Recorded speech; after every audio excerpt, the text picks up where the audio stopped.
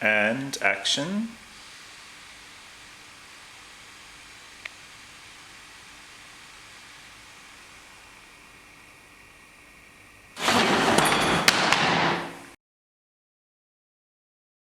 Yes. So what are you about to do, Michael? Try on the jock. Try on your costume? Try on my costume, which is tea-stained jocks. Tea-stained jocks, so absolutely. It's alright if you knock your tea off. Spill your tea.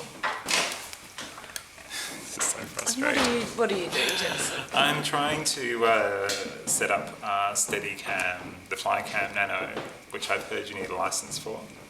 But it's very tricky, as you can see it does that. And it's quite frustrating actually, to say. And all professional Steadicam operators, you'd be horrified right now watching me do this. But I do apologise. Nice. Right. The sand shoes are great. No. The sand shoes are Shoes with yeah. Really cool socks after. Can't be going at footy. Right. Aye. It does actually help a little bit to kind of maneuver the camera. We'll just follow it. Watch that.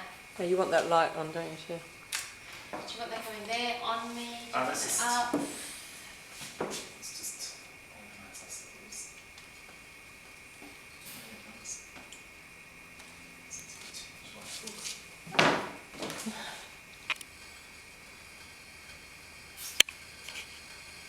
So I'm just going to roll that right with you.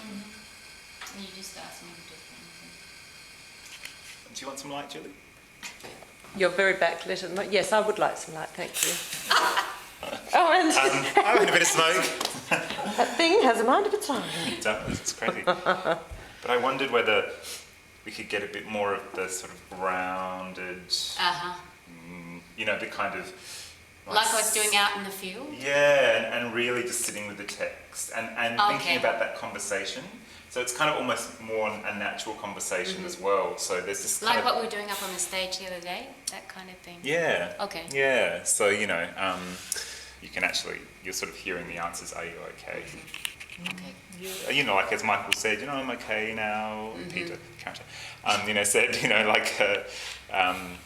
You know, it's cold, but you know, I don't feel pain anymore. So it's kind of almost like you're talking to him there.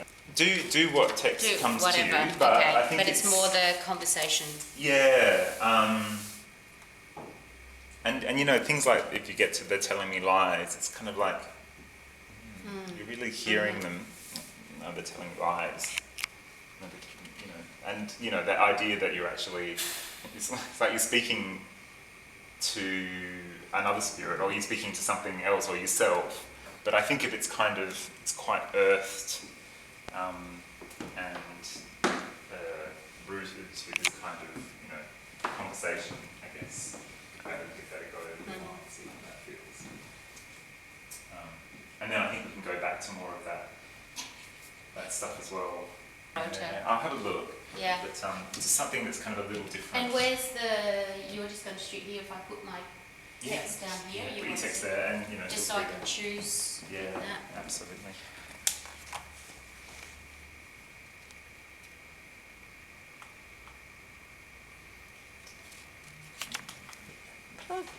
Right, do you want me to turn the rotor on? This kind of almost, not even the light, but Get out of the light. almost that she's kind of there's light outside and she's inside having a conversation. Absolutely. Yeah. I also thought... Do you want to have that one on? No. No. I also thought... Well, maybe, yes. Or with a gel? A bit of gel. So that's I quite like that, just you sort of in the darkness. So it's like she is entering her spirit space, Do you want to do obviously. one with no light in there? Or no, we'll keep it. What do you mean? And entering, well, there's all the physical or whatever. Nice feeling. Maybe not flickering.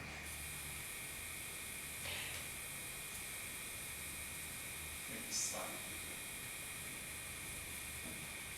Yeah, it's slightly... why not both? Because it's... The flickering would sort of start as she warms up. Yeah, maybe just side flickering now. It's very... The back one is...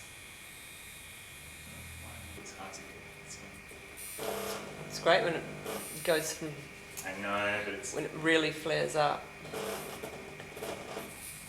like that. It's so installation theatric. I know. It's just perfect. I just so envision this booth outside. This is the ticket booth for the cinema. Absolutely, yeah. Caroline's in there taking tickets. Just going to environmentalise ourselves. Less nice, actually.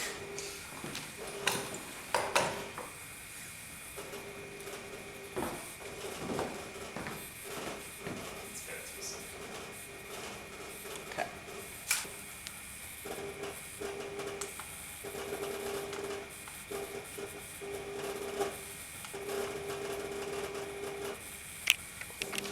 I think, yeah, so walking into it, lights come in and then begin. Mm-hmm. So you got to turn the lights on? I'm going to get Julie to do it. Yep. Lighting. Lighting. So, yeah, I don't think... Best boy. Yes, but I'll just show you how to run that. Yep. Yeah, so it's entering in lights.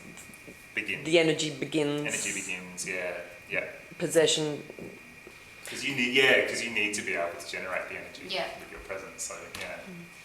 I don't know what it will be like. It might take a while to get into it, or might not. Doesn't I don't matter. know.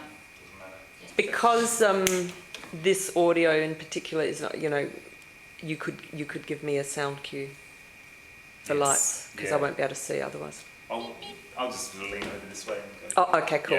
Yeah. Yep. Great. Done. Okay.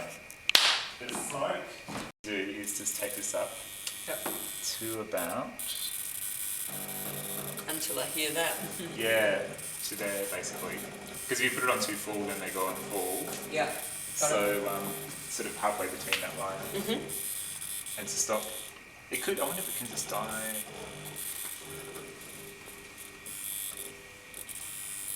Yeah. So just let it really slow.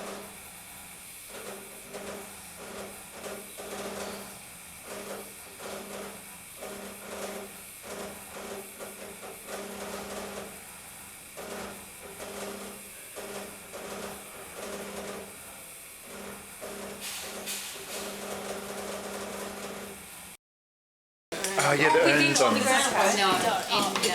But he books himself. Oh, okay. When we go to my house. no, it's not in stage. I don't make sure your face right. Take the stain off. Okay. Oh no, go on. Yes, please. So this is Friday, day 4 shoot, and we're at the hall, and everybody's getting ready for the big band scene, performance scene on the stage upstairs. So as you can see, But he's really good at the moment. Yes. we have He's living in people in half dressed and half made up, and we're going to go upstairs very soon and film some fabulous stuff. And maybe it's a. I've got one. Yeah, you got that. Yeah. I've got one. So Fiona, you're going to be the ice queen in the film. Yes, I am. Resplendent in black and incredible makeup by Jen But just Martin. really to hide, you know, to give that. And this is sense of Kath from God's and Swimsuit. God's She's lashes, about to be made over. What I reckon is not We will see the results a bit later. fluffy, just subtle that into the edge, like not right to the thing. And those eyelashes? I like it. This But is it's Jen, gonna be who's really- helping you us can out with decide. makeup and other miscellaneous exciting things. This is for our, documentary. I think. Oh, you have got your falsies on. These Isn't that great? Doesn't she look good? Doesn't she look great? Particularly standing next to me. I know. Stunning. Well, you might need a bit of that makeup too. I know, don't. That's not fair.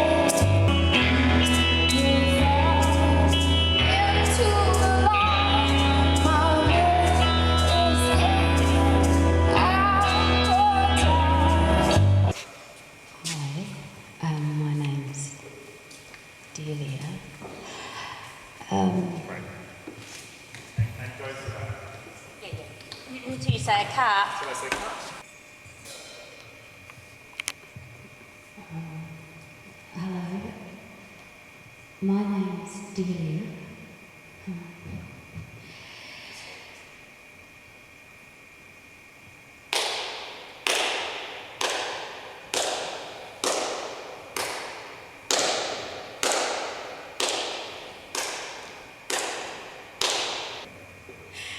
Well, he didn't actually, he got lost in his head. Well, when she came to the door, she actually said he got lost. His head was actually there. It was just moving away from his body. Three things actually. We're going to do a scene each with Beck, Fiona and Johnny down in the space, and I'll come and explain those things to you now. Where is this going? This is going to Beck. Like the contestant. Please, if you look on this thing. And actually, just stay there for a sec. If you just have the mic down.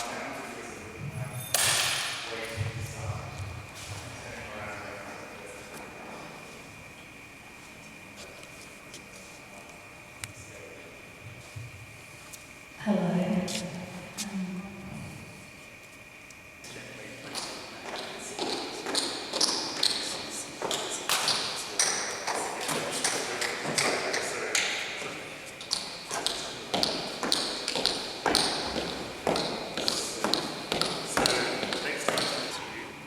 You stand up. You hold out your hands. Give it this one. And walk away. Don't hurt up. I need to get a shot of Beck doing that. That's good. And Johnny, in the background, if you would just like to be looking up at the stage and just having little sips of wine. So, okay, yeah, I'll follow you and I'll do your point of view.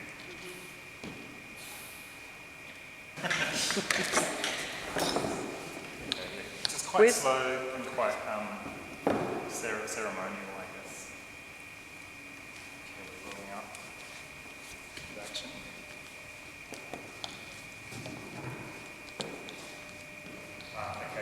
I was just going to say, what's your background?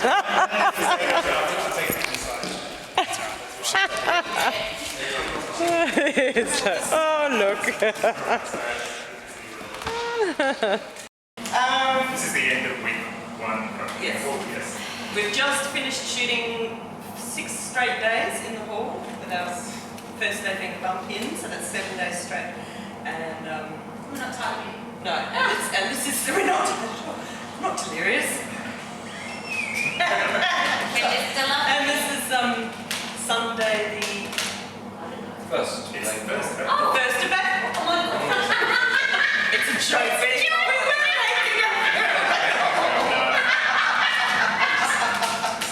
Hanging around. We are all delirious, obviously. So it is Sunday the 1st of April. We've just finished our first week of the shoot of the Dead Speak Back. We're now having just a little debrief before we head off to our own little homes. Great. Do you have a minute just to talk to the camera about what's actually? Shall I strike a pose? No, that's okay, David. You can stand back there. You can be a presence in the background. You can confirm or deny. No, I'd just like to, if you could just have a moment of talking about what we're doing in this location for these few days. Okay, in this location, we're filming the interiors of our main character Delia's house, and there are several rooms in the house. There are some in which she works and collates material that she's discovered as a medium out in the field. So there's a painting room where she paints images that she's seen of spirits out in the landscape. There's also another room which is her missing son's room, which she often goes into to basically, try and be with her son's absence, I suppose, in the room. And but we also see her missing son moving throughout the house as well, as a presence, and also guiding her through the house.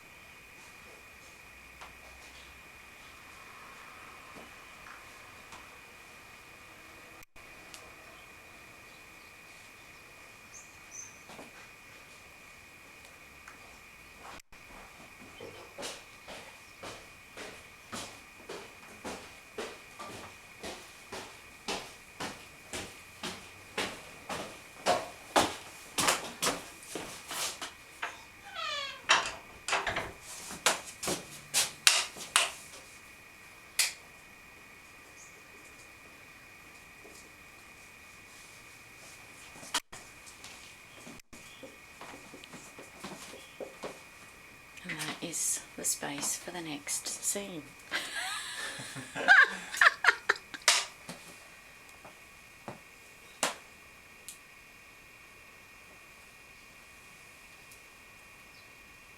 What were you going to say?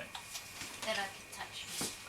Well, the problem with the cloning is as soon as you enter in the place where the other body was, then your hand gets cut off. Because basically No, I always think of superimposition. No, it's not superimposition, it's actually splicing. So I have to splice like 4 images together, and if you cross over into the other image, basically your arm disappears. Okay.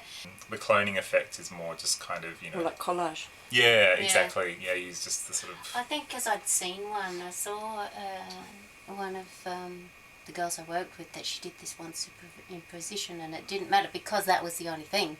It wasn't part of a whole film. Yeah. So it didn't matter that it was like this ghostly sort of, because it was its own thing. It's absolutely possible, and I tried some stuff with even Miles in the kitchen, and that worked really well. Miles was sort of half, you know, and especially when it was crawling over, it was just a solid image of Miles, and then a sort of half-faded image of Miles crawling across the bench. Yeah, but I understand what you mean now. Yeah. And, just try it against the wall. There, that's it. Yeah. Yes, that's nice. That's sort of nice. Back a bit. And crouching down. Oh, you want me lower? Yeah, lower. Crouching down. Sorry. You can't see my legs. No, and looking up. Sort of angling your head up. Yeah, that's good. And just head in a bit. It's just books and stuff under there, Carola. Ingling more and sort of... so 2 hands just on the edge of the bed, like a little dog. Do you want me to be up a little bit? Yeah, higher? that's good. Just holding that. Yes, down a bit. That's it. Yes, lovely. And looking up, yeah, that's good, sort of fudging it. Head towards me, angled a bit, and eyes sort of peering up as that's possible. Yeah. Oh my God. Wow. Isn't that we've one seeing everything? I think so. Wow. Don't snap it. Yeah, where are you? Actually, you're not underneath the bed at this stage, are you, Miles? Yeah. No, Go back up the end, right near the wall, and you can sort of... Yeah, get your legs away. So where? Can I just ask where are the legs? Where are the planks? There are 2 of them about Take one on here. either side of where Carol Oh, is. okay, got it. Is, So where are your legs, Miles? Right at the end on the wall. Great. On the wall. Yeah, so don't have anything under the bed. Yeah, don't have it anywhere near. Oh, okay. Okay. All right. So can I just ask though, his legs are over there, aren't they? Can you put them against the back wall? Yeah, Can you swing around? against here. Miles, if you're ready, Yeah. we can just try and separate them now. And you're doing it slowly, yeah? Slowly.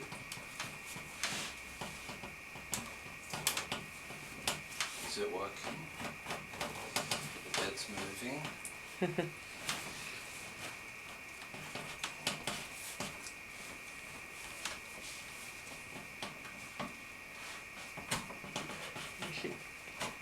Here she goes.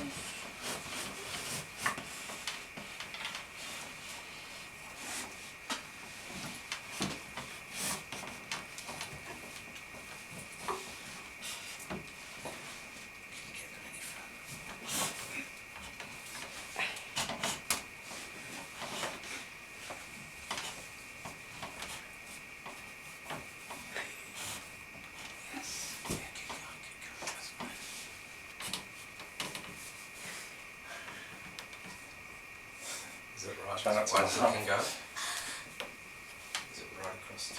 Yeah.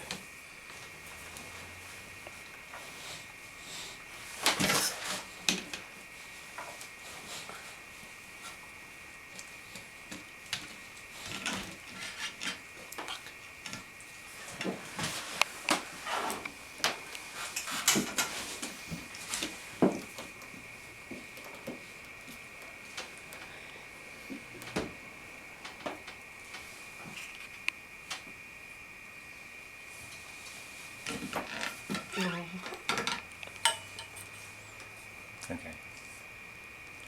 Do you think that's as far as we're going to get? I'm on the bottom. Are you on the bottom? Yeah. Oh, right, okay, good. And that's cut. Well, should I tell them? We need to do that one again? Yeah. But you got quite a lot of the slow bit, didn't you? I did, yeah. Which so- could be even sped up, but well, we could try it one more time. No, definitely, Yeah. definitely do it again. Yeah. It's okay. You're allowed to do more than one take, James. Thanks. I normally do. And I'm just going to pass the EPK to Caroline. Is it still running? Oh yes. So Jason wrangling the Yes. lights, the sound, Yes, doing everything as you can see. and the clapperboard. Yes, exactly. Well, clapperboard, everything. This is the nature of this film, is that we do everything. We have our little dead cat Muff as well. Dead pussy. Dead pussy. Beautiful room. Yeah. Lovely, beautiful room designed by Amy Baker. Oh, The array of animals. and we had to stop because Jason's stomach Grumbled in the middle of a grumbled in the delicate, middle. emotional scene about, the missing son. So- My stomach grumbled. Let's have something to eat. So we're going to have lunch now. We're going to take a little break. I know, Yeah. I know. He's a bully. So basically, the idea is also that we're completely utilising. It's in a sense it's kind of like utilising found That's right. everything Yeah. from animals to children. Yeah. to And honestly, every time we turn the camera in Amy's house, there's something to shoot. It's like a house full of different scenes and interior locations. Yeah, For example, I just turned the camera and there was a handprint on the wall, which is probably Miles. And then you turn a corner and then there's a doorway. There's a door, and there's lots of doorways that Delia's going in and out of, so it's perfect for that, and stairwells and and some of Caroline's. This is something that Amy did recently, which is a portrait of Oh yes. her son Miles and Frank the dog, which is also featured in the film. Miles playing the missing son. Art table, art room. I love that plan. Yeah, it's amazing, isn't it? The beginnings of a major prop in the film. To have a word with our leading lady. And how's the experience been for you, Caroline, so far? The whole, I don't know. Yeah. It's great. I mean, because I think I feel really lucky, fortunate, because it's such a small crew, and that I've worked with Jason for many years. So, I mean, it feels really comfortable, and we seem to get on like, okay, can I try that, or you do this, and then okay, yeah, maybe that way, but a bit differently, and the location, amazing. You say, oh, can we have this? Yes. Can we use that? Yes. Yeah, so for me it's been fantastic. And the production designer, we actually look similar, so Yes. I can use portraits of her. Yes, that's right. Julie's behind the camera. She doesn't often like to have the camera turned on her. No, Julie being the erstwhile producer of the film. Yes. Correct. And here we have David, who has actually joined us as our fifth member of the team, of the production team. Lucky five. And David has Yeah. been helping Amy in art department mainly, and just generally being a fabulous presence around the Dead Speak Back. The collaborative nature of the whole Yeah. project, that people can actually feel confident or comfortable to make suggestions about particular shots and And so on. lighting. And lighting and Yeah. whatever other aspects of the Yeah. of the project. So I mean, it's very different in lots and lots of ways. And I think it's fantastic. And it's actually something that has underpinned our this FilmLab project from the beginning, which is very much based in Jason's methodologies, and something that I embrace thoroughly, you know, and have enjoyed being a part of. That's me. That's the quick flash of Julie that you saw then. Anyway. And the nature of that you can improvise and be one. I think this is what we said in the beginning of that. In some respects, it frees me up because I am just one element in amongst all the elements. Like the set and the world of the environment is so much part of it. That the boys that are ghosts visiting are another element that just as strong as like the live actor presence. Actually, testimony to this film methodology as well is that I just totally interrupted filming to do this, and who cares, because we have a schedule, but we don't have a. That's a big part of the process too. The breaks allow for discussions to happen, and because the nature of this style of filmmaking, it means that you know we can have discussions. We don't sort of just rush straight into an idea about like particularly around choices of when you're dealing with this kind of material, you know, the choices you make, what kinds of things are being said, you know, texts that I've written that, you know, I'm completely open to, you know, how what's in it, you know, props that are used. I've just been writing notes against your text. What's that? Well, I've just been writing notes against your text. And that's great, it's part of it. And I think if you sort of rush processes like this, then you end up not getting the sort of things you want, or you don't discover things, like you don't get to turn a camera and go, oh, I really, you know, want to be able to shoot something like that, you know, without even a lighting setup. You know. So, oh no, we can't like that. And you know, so it's great to have those times, even between shooting, you know, weeks of shooting, being able to have that time to kind of go, okay, what do I want to go through next, and you know, looking at rushes and having that time. So, Yes.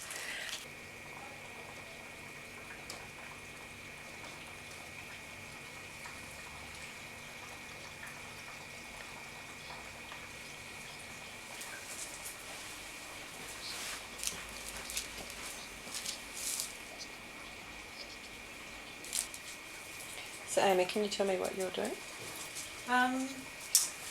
I am painting a painting that the protagonist, Delia, it's what she's seeing in her clairvoyant moments, which is the young bloke, young fella. And I've got a day to do it.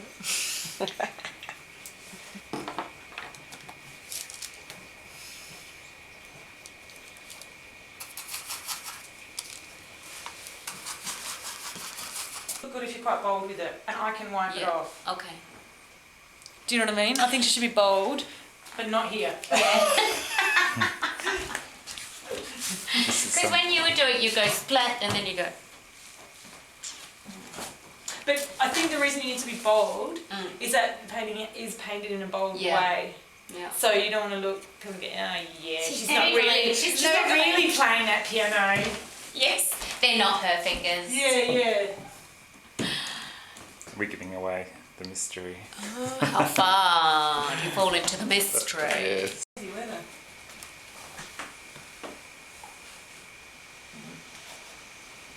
Oh, in Delia's room. Thank you. Nice. Very much.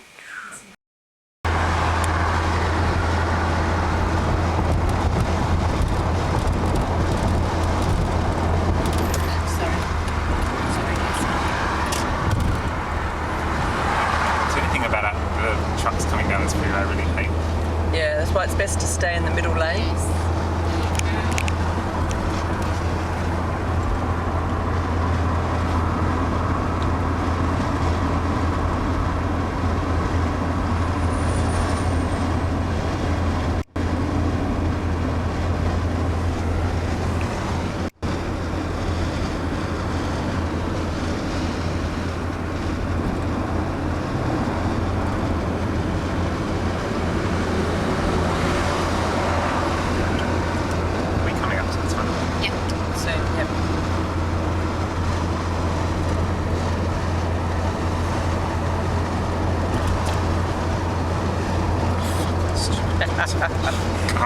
it easy? It might be easier on that. Here's the tunnel.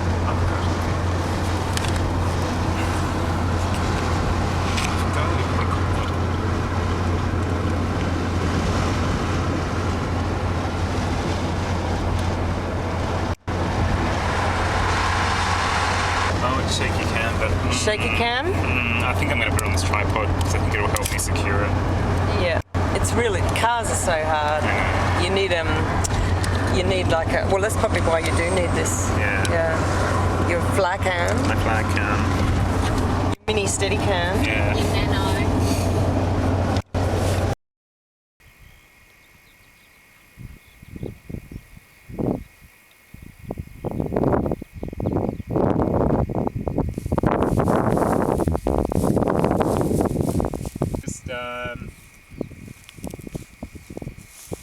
I'm just going to go for a take.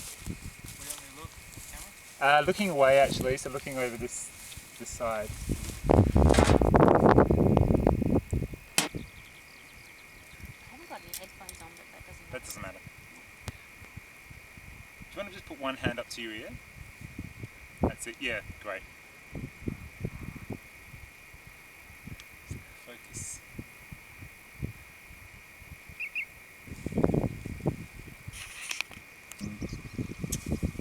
You know the sketch where you're just Amy's sketch where sort of sitting like this with the hands like that and sort of face down a bit and eyes, yeah, that's it.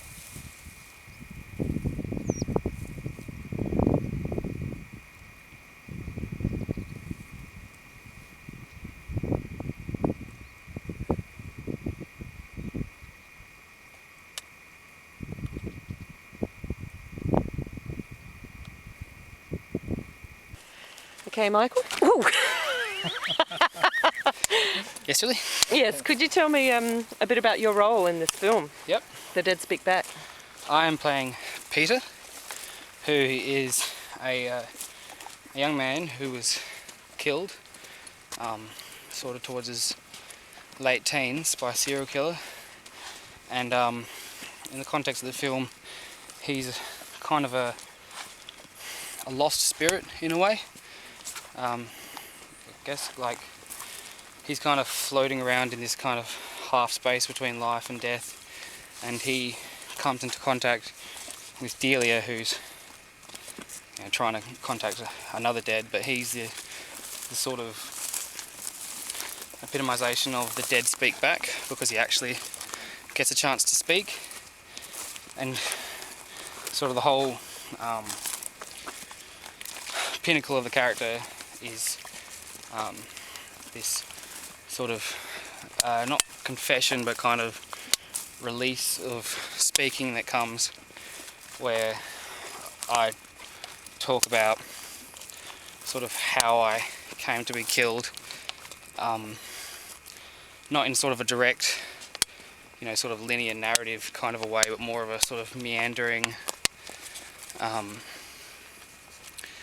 sort of train of thought. I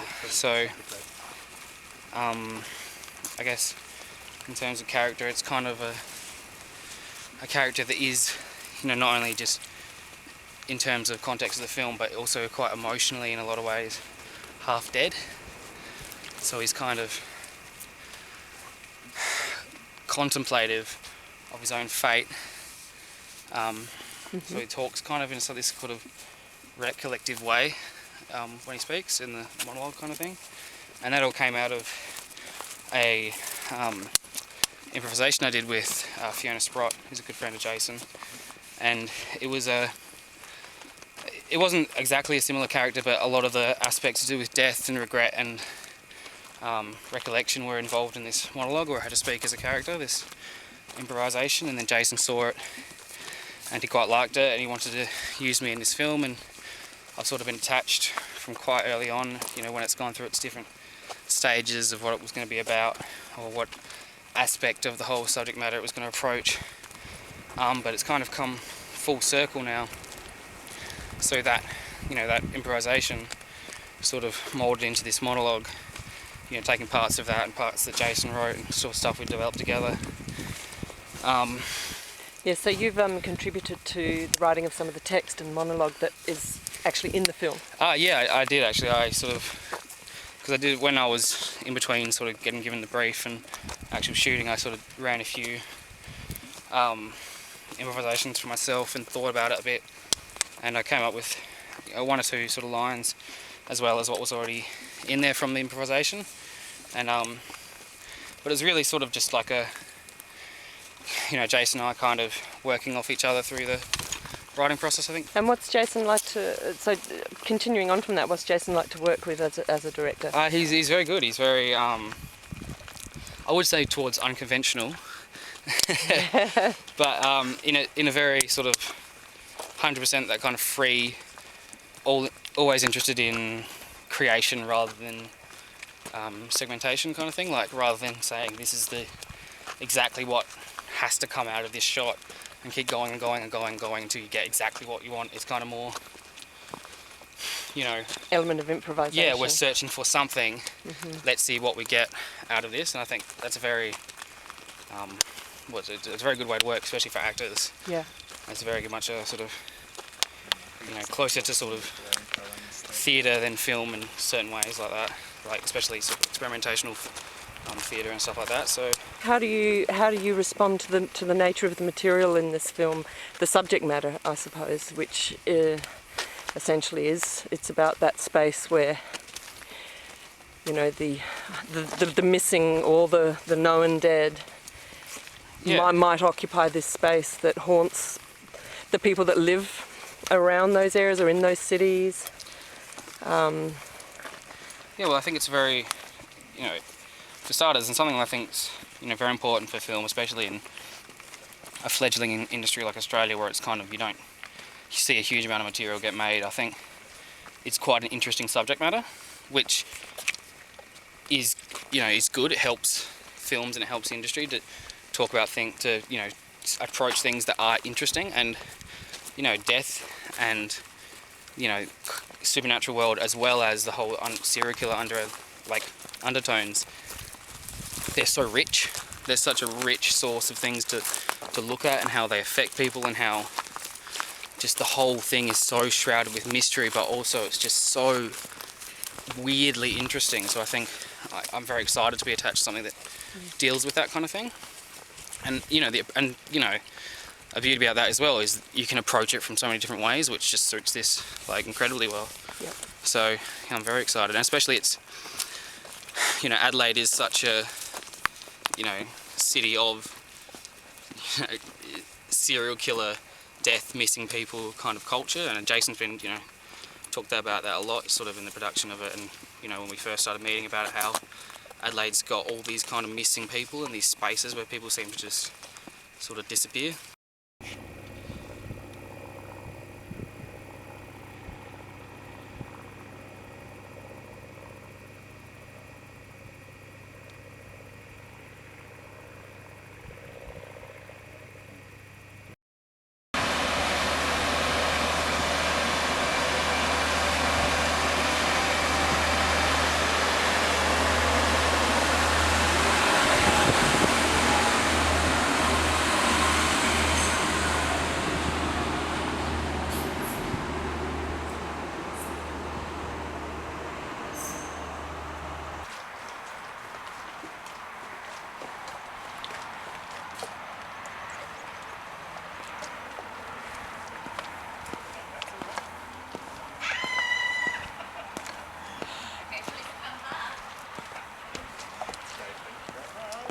I'm sorry, what was that? What did you say? I said that's a wrap. Well, not really, but That's a wrap for Caroline!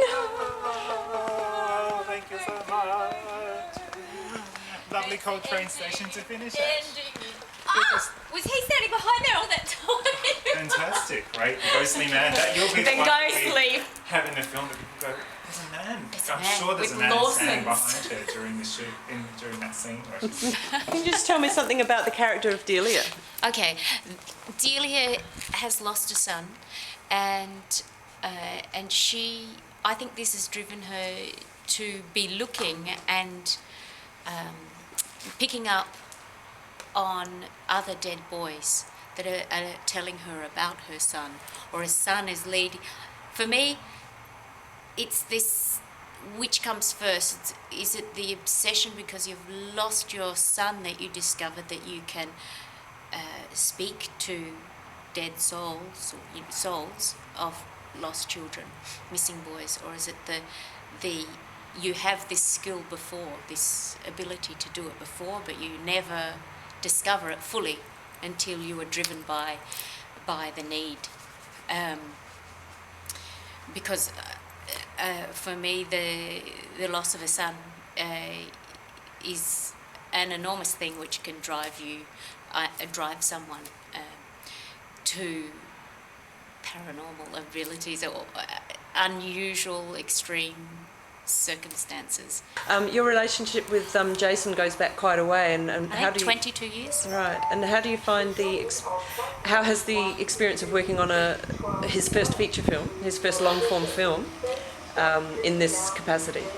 Great. I can see the lineage, the through line. I can see the through line from his previous work and how it's an extension and a development from short films that he's made. And it's also interesting to see, because I've also worked with Fiona, his other long-time collaborator as well, and to actually see him make the universe his own universe.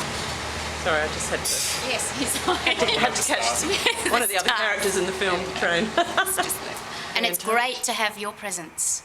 Oh, thank you. That's a really different thing, and to have a crew, like, it's very minute, but the difference that it brings. In what respect?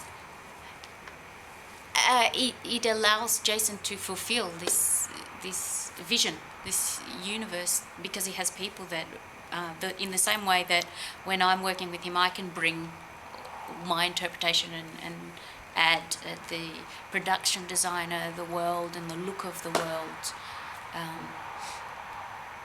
It makes a big difference, and then to have your role as producer to bring it along and to shape it, define, and help buy the unit supplies.